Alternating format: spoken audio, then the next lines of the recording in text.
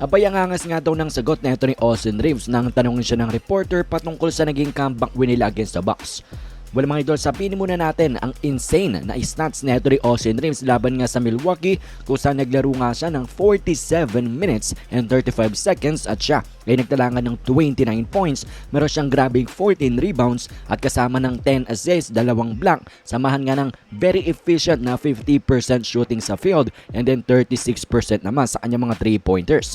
At talaga namang masasabi natin na si Austin Reeves at ang kanyang clutch 3-pointer ang naglayo sa Lakers para nga selyuhan na itong kanilang insane 19-point comeback laban nga dito sa Milwaukee Bucks. Cold-blooded nga daw ang clutch performance ni Austin Reeves para nga sa Lakers ngayon, and then sa kanyang post-game interview mga idol ay cold-blooded din ang kanyang answer kung saan natanong nga siya ng reporter about sa pagiging down by 19 points laban sa Bucks sa kanilang bahay. And then ang kanyang naging sagot mga idol, there's two things you can do. You can fold or you can man up and take the challenge. Yan nga mga idol ang ikinatuwa ng maraming Lakers fans na answer natin ni Austin Reeves. Pagpapakita nga daw ito ng ganyang mentality. At yan nga ang mentality ng hindi pagsuko kahit nga down sila by a big margin laban nga sa Bucks and then wala pa nga si LeBron James. Kumbaga mga idol, sinabi ni Austin Reeves nung sila'y tinambakan ng Milwaukee, abay hindi pa kami tapos and we can definitely come back.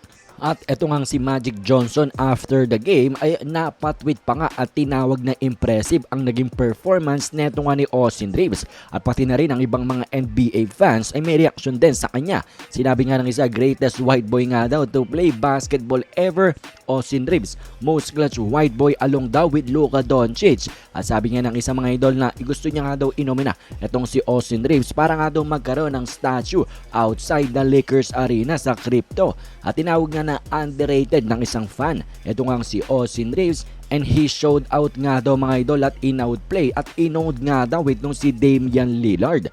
White Mamba naman ang sinabi netong isang fan at proud nga daw for sure si Kobe dito kay Austin Reeves. Hindi pa yan mga idol nang dahil ang isang fan naman ay kinollout ang mga hater ni Reeves kung saan na sinabi nga daw na one season wonder lamang siya pero hindi nga yan totoo dahil pinapatunayan niya pa rin yan 3 seasons later.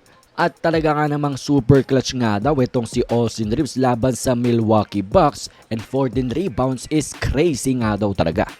Yan mga idol ang ilan sa mga reaksyon ng maraming NBA fans na nakakapanood nga ng laban na itong LA Lakers pati na rin ng Milwaukee Bucks at kanilang ang na-witness ang grabing performance ni Austin Reeves or we should say clutch performance ni Austin Reeves.